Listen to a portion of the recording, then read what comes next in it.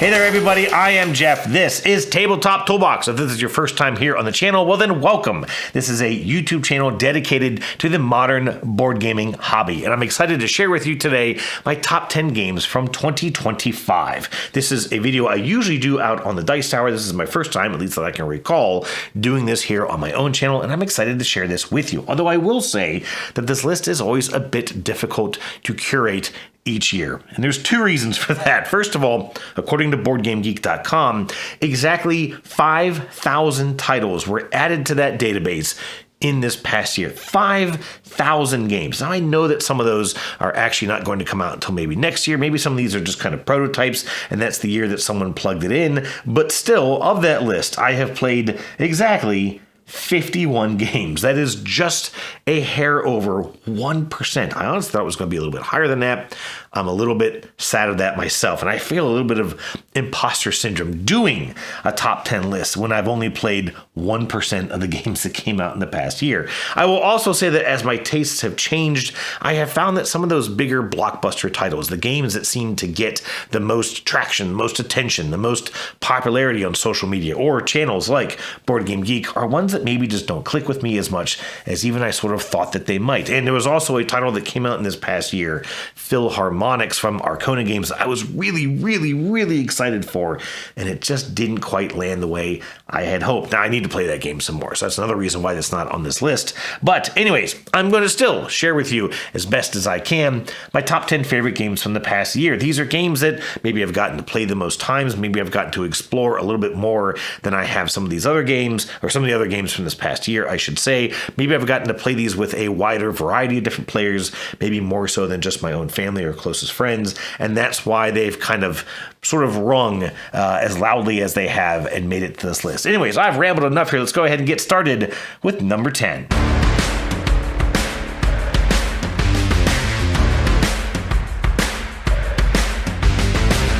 All right, if you've been listening to a couple of different top 10 lists already for this year, then you've probably seen this title already. This is Luthier by Paverson Games, designed by Dave Beck and Abe Burson. In this game, you are trying to be a luthier, building and repairing musical instruments, and in a little bit of a thematic twist, performing those instruments. This is a worker placement game, but with an added twist in that each of the different locations that you'll be placing your workers, you are actually bidding on when you'll get to act in that particular location of the board. Each of your workers has a strength. You can even hire assistants that kind of strengthen the workers that you've placed there, and as you resolve each of those locations determined by player choice, you'll then be activating in the order, in the strength of which you've placed those workers. And again, you're going to be collecting resources, using them to build a wide variety of classical instruments, also trying to repair instruments, trying to perform pieces of music to sort of appease these sort of customers that you've collected throughout the game. I do enjoy this for the theming. I myself am a classically trained musician. I played the cello for many years of my life, and so this definitely spoke to me on a thematic angle. I do feel like there's a little bit more luck and randomness in this game than I would maybe prefer, and I also kind of feel like the markets themselves are fairly tight. It's very difficult to get the cards, to get the things that you're trying to get in this game. I think if the markets were just a little bit bigger, if there was a little more agency in the things that you were able to draft and choose from, I would probably like this quite a bit more. But still, based on this theme alone, I have enjoyed getting to dive into this world of Luthier.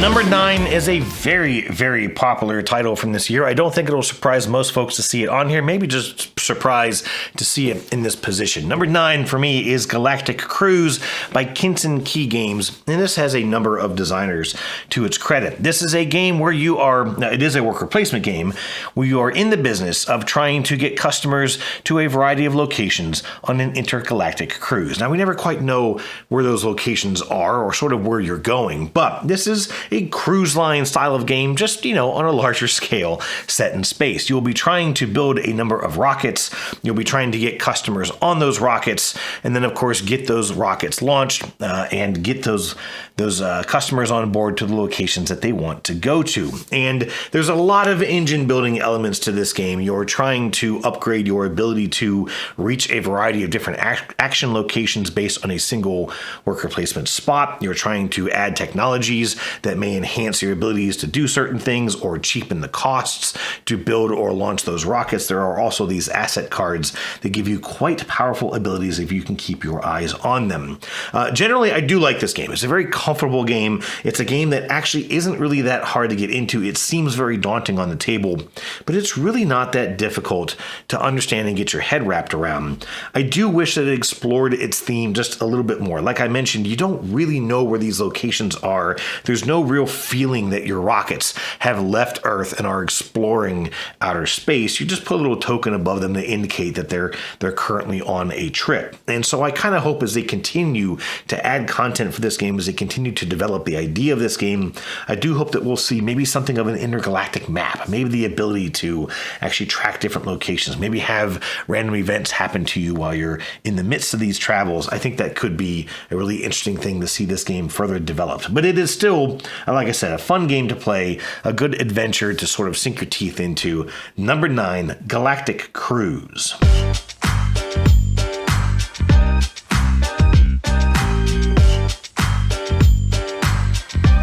So I've already had 2 very large, rather complicated games on this list already, but let's go ahead and focus on some of the smaller packages of 2025. Up first is Big Sur. This is from Mondo Davis and 25th Century Games. And in this game, you'll be trying to build segments of the iconic Big Sur Highway in California. You'll be drafting cards from the central display and building them in front of you, trying to build segments of similar biomes. You may have mountain cards or flower fields or coastal areas, or even driving through some of California's farmland. You'll be building these cards by actually discarding other cards to provide the construction resources. So the backs of these cards are also unique, and they provide the various resources that you'll need to discard to build the segments of highway that you want to keep in front of you. But there's more to it than just that. Some of these cards may provide additional resources that you can use in each of your turns.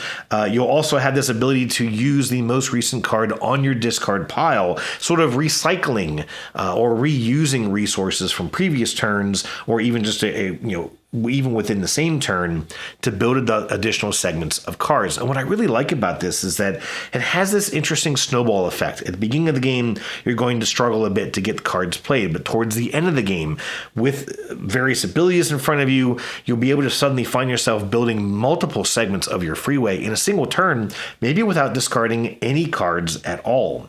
There are also landmark cards that you can draft throughout the game. They sort of sit above your highway cards, and you'll be able to use those for a variety of effects. They may provide additional points, maybe multipliers for various points, and they'll also provide some additional engine building elements, like maybe being able to use your opponent's discard recycled cards as well. And again, it's just a really, really neat aspect to this as you're all sort of racing to build this big freeway. It is a lot of fun to play, a lot of game for a small package. Big Sur, my number 8.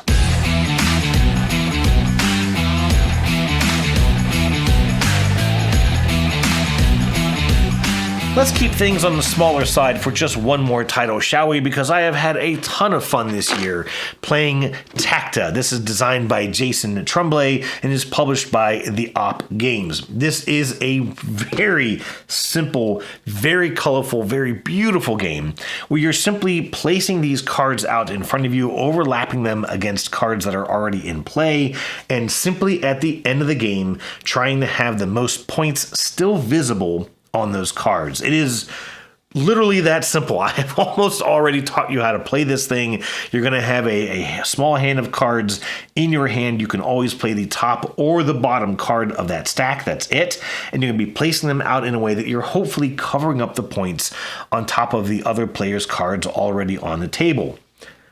Again, that's it. I think I've taught you how to play this game twice already in this segment.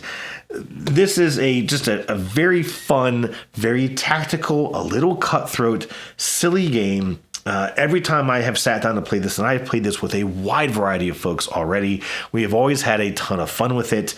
The only challenge I would say with this game is the end game scoring can be a little bit of a challenge, just looking at all these pips all over the table and trying to keep track of which ones you've already scored and which ones you haven't. But other than that, everyone that I have played this with has had a good time with it. A lot of those folks have already gone out and gotten their own copies. Just a wonderful game. You can, of course, get this package, which lets you play with up to 6, but there was also a free to acquire sort of a promo pack which adds 2 more decks of unique colors. And so if you manage to get your hands on that, usually you can find it fairly well at conventions. Some stores may also have it in stock, but it may not be free. But that'll let you play with up to 8 players, although I will tell you, you're going to need a rather large table as you get to those higher player counts. But still, just a delightful and beautiful game on the table, one that certainly catches the attention of passerbys. My number 7, Tacta.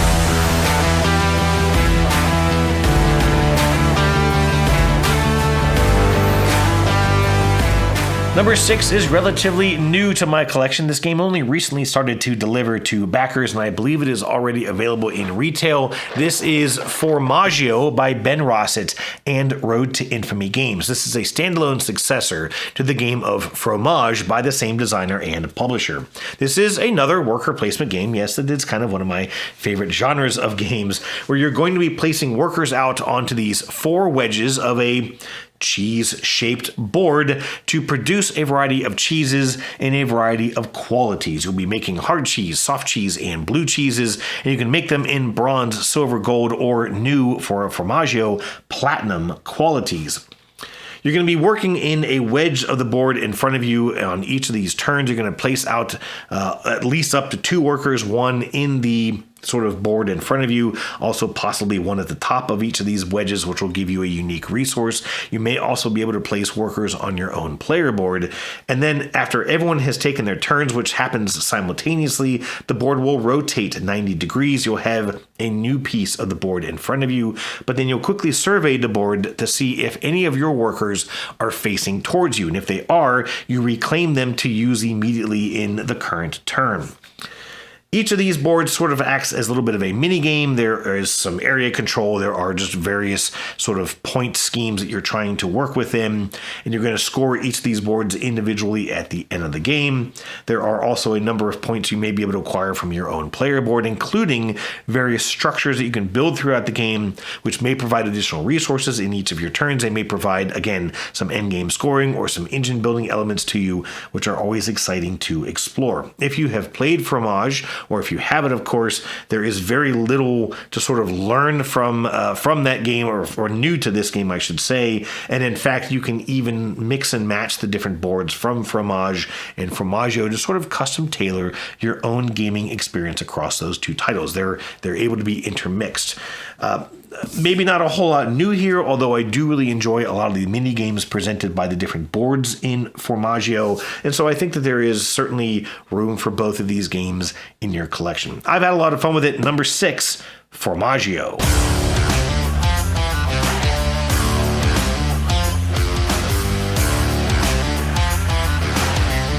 Number 5 is another title from 25th Century Games, this time from Corey Jordan. This is Sand Art. Now, I was introduced to this game by a local friend of mine.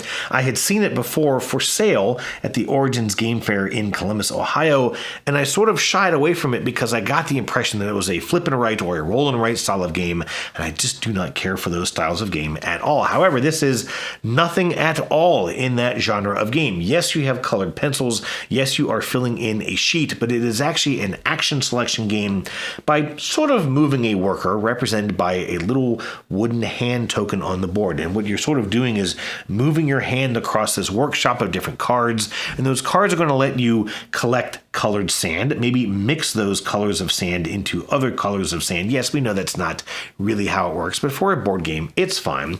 And then you're going to be pouring that sand into a bottle, which is represented by this sheet of paper in front of you. And of course, you're going to be using the colored pencils to represent those different colors of sand. You're going to score points in a variety of ways. There are a couple of cards that you can draft from that are going to sort of challenge you to get certain colors on the outer edges of your bottle, but there are also cards that come out at the beginning beginning of the game that show various pictures that you're going to then be able to recreate in the sand in your bottle to score additional points.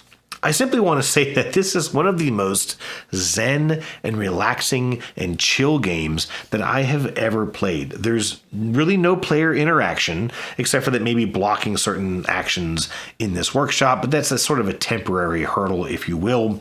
But other than that, you're simply trying to make this beautiful, colorful, and of course, valuable bottle of sand in front of you. And I've just really enjoyed coloring in these little sections and this idea that you can even kind of rock the bottle to move the sand around, trying to make this really look nice. And oftentimes I have found that when you're finished, you have something that you actually wish was a tangible bottle that you could stick on display. It is just a beautiful game. Very, very well presented. Again, very easy to teach. And just very, very relaxing and chill to play. And that's why it's number 5 on this list, Sand Art.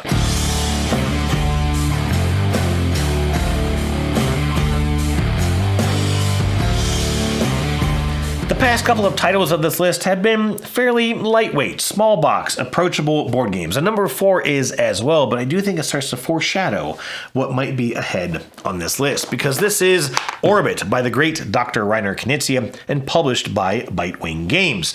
This is a simple race, and in this game, you and your fellow opponents are going to start off on a planet of your own color and will have to visit every other planet in this solar system, getting back to your home planet to trigger the end of the game. The first person to do that wins immediately. But it certainly isn't that simple. You see, each of the planets on this board are moving around this board on unique orbital paths. And on your turn, you're going to be playing a card which will provide you with a number of movement spaces, but also move one or more different planets along their orbit paths in this galaxy. You also have a variety of different actions you may trip upon, like being able to block certain spots on these orbit paths, forcing planets to sort of skip a number of spaces. You can also possibly rotate planets and move them in the opposite direction on their orbiting paths. And there are a lot of other things to discover in this game. It is a bit more random, a bit more chaotic, a bit more silly, a bit more cutthroat than all the other games I have showcased here so far. But it all does it in this very delightful method. Even though you may have some things kind of thwart you, may have players starting to work against you, it all kind of comes down to the cards you have in your hand, and you may still be able to find yourself some unique and creative way to continue pushing yourself forward in this race. I have really had a lot of fun with this. Like I said, it can be a little chaotic, it can be a little cutthroat, which may or may not be for everyone's taste. It isn't often always for my own taste as well, but I've just always had a lot of fun with this, and everyone that I have sat down and showed it to has had a great time as well. And so here it is, my number 4, Orbit.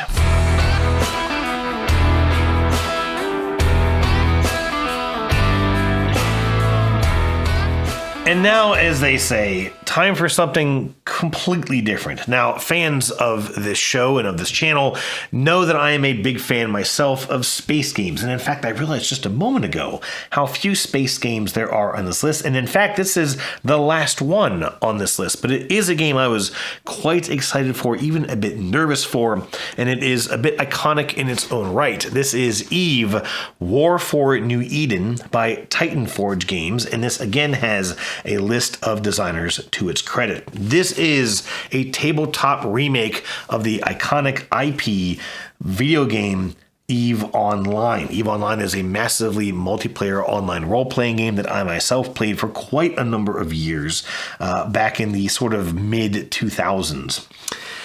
EVE Online is a game set in space where you, as a capsuleer, a pilot of a variety of spaceships, have quite a large list of things that you can do. You can, of course, go and participate in the economy of the game, mining for raw materials, building those materials into spaceships, and selling those ships to your fellow players. You can go off and engage in player versus environment combat, and, of course, can get involved in player versus player combat. And there is a number of other things available to you, like exploration, scanning for sort of wild scenes and different things that you can explore in the game. Not all of that, of course, makes it into the board game version of this game, but Eve War for New Eden, is a 4X style game. You are playing on this sort of hexagonal-based grid board. You don't know what sectors are available out there. Everything is sort of hidden to you at the beginning of the game, and so you're going to be exploring these different regions, flipping over these tiles and finding maybe unique asteroid belts from which to gain resources, maybe finding locations in which you can build various upgrades. Those upgrades may let you build additional ships. They may lend technology to you. They may sort of strengthen that system as far as combat goes. And I think at central to this entire game is this technology sort of engine that you can build. The EVE Online game is very big in skill training and enhancing the abilities of yourself, of your pilot as you play it. And that is represented in this game by these different technology cards. It's a system very similar to Star Trek Ascendancy, if you've played that game, in that you're going to have a rather large stack of cards representing different technologies that you can develop throughout the game by acquiring research points and putting them towards these different cards. Once you have enough research on a card, it then becomes an available technology to you. And it can do a wide variety of things, like let you build more complex ships, let you enhance the abilities of your ships, but also, of course, can weigh significantly on your gameplay. They may give you additional actions that you can take, maybe bolster the actions that you're taking throughout the game. And of course, your ability to trigger those at the right time, in the right order, are going to really set you up for success or failure, of course, in this game. There is also a number of expansions to this. The one that I've enjoyed the most is the Titan expansion, and those let you build the absolutely massive Titan ships, which of course are present in the EVE Online game, although I will tell you for a fact that I never came anywhere near them, never saw them, never got to fly them. They are quite the challenge to build in the video game, and they're quite the challenge to build here as well. They change the way that the game is played, they change the scoring of the game, they even change the win condition for the game, and while I have not played the game without it, I do feel that it is a bit of an essential expansion to this game. The first time I played this, I wasn't really sure about it. I actually realized I had some rules wrong. I went and revisited the game again, played it more correctly, and had really a lot of fun with it. I think that this is a game that you could play a dozen times, exploring those different technologies, sort of carving a different path for your faction, and always find something different to sort of check out and experience in your plays of EVE War for New Eden. And I'm hoping that I can get to play this a bit more. It's a little bit difficult to get to the table. It's, again, not everyone's cup of tea with this possibly very confrontational space game. But I am impressed with it. I will have to say that with my anticipation of it, it has not disappointed. So, number 3, EVE War for New Eden.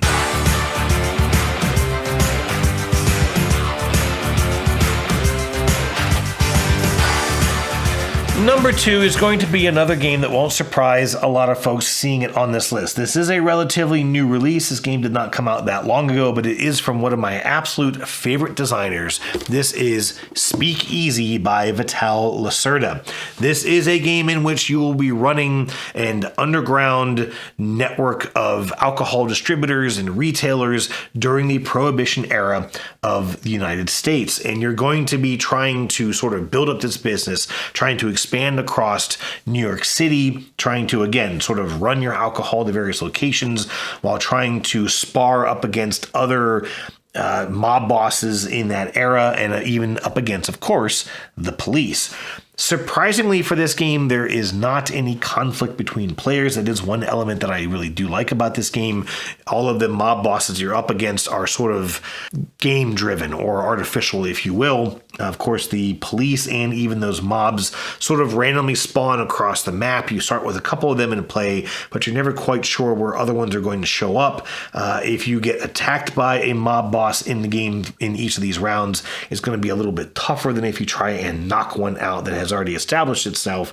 But there is a lot to try and deal with in this game. It is another sort of worker placement game. I guess I have quite a lot of those that I've enjoyed from 2025, but this one is a really fascinating challenge. There's a lot of things to manage, way more than I could possibly get into here in just a few minutes of this video, but I've played this now a number of times. I've continued to kind of increase my understanding of it, increase my skill at it, trying to manage the different area control elements, trying to manage these wars that you're going to have to deal with, again, against artificial opponents throughout the game. And of course, all of this is simply trying to get the most money by the end of the game. And there is a system in this that I actually really enjoy. Your money can come to you in just a form of cash, but money can also get deposited into your private safe throughout the game. You start with a couple bucks in the safe. You can use that money at any point during the game, but you have to launder it first, which simply means that for every dollar you want to spend, you must remove $2 from your safe. However, at the end of the game, that money in your safe becomes a 1-to-1 for victory points at game end. And so you've got this really, really, really tight challenge of, okay, yeah, I have money in the bank, but I really don't want to use it. But if I need to, I can. I just have to understand that I'm losing 2 victory points for every dollar of that I spend throughout the game. This game is a challenge. It is a challenge to teach. It is a bit of a challenge to organize, but I've just had a tremendous amount of fun with this, and I'm really looking forward to get to play it some more, maybe even checking this out solo. My number 2, Speakeasy.